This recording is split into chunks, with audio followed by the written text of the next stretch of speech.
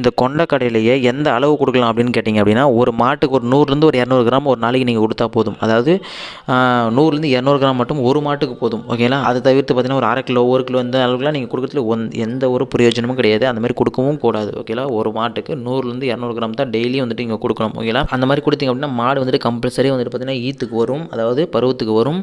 அப்போது அந்த டைமில் தான் நீங்கள் கரெக்டாக ஒரு விஷயத்தை நீங்கள் பண்ணணும். ஓகேங்களா? சரி, ஓகே. இப்போது மாடு வந்துட்டு ஹீட்டுக்கு வந்துருச்சுப்பா, இப்போ நான் எப்படி ஊசி போடணும், அதுதான் 2வது பாயிண்ட்டு. ஓகேங்களா? 2வது பாயிண்ட் என்ன அப்படின்னா, எந்த டைமில் எப்படி ஊசி போடணுங்கிறது தான் 2வது பாயிண்ட். ஓகேங்களா? இப்போ அதை பற்றி நம்ம சொல்கிறோம். இப்போ மாடு ஈத்துக்கு வந்துடுச்சுன்னா எப்படி கண்டுபிடிப்பீங்க அப்படின்னா, மாடு வந்துட்டு பின்பக்கத்தில் வந்துட்டு பார்த்தீங்கன்னா அழுக்கு அடிச்சிருக்கும், இல்லை மோக அடிச்சிருக்கும், ஏதோ ஒன்று பண்ணியிருக்கும். ஓகேங்களா? ஸோ இப்போ அதை எப்படி ஊசி போடணும் அப்படின்னா, இப்போ நான் சொல்கிறேன் பாருங்க, நல்லா நோட் பண்ணிக்கோங்க. இப்போ மாடு காலையில் உங்களுக்கு அழுக்கு அடிச்சிருந்து அப்படின்னா இந்த மத்தியானம் போடணும் ஊசி. மத்தியானம் அழுக்கு அடிச்சிருந்துச்சுன்னா ஈவினிங் போடணும். ஈவினிங்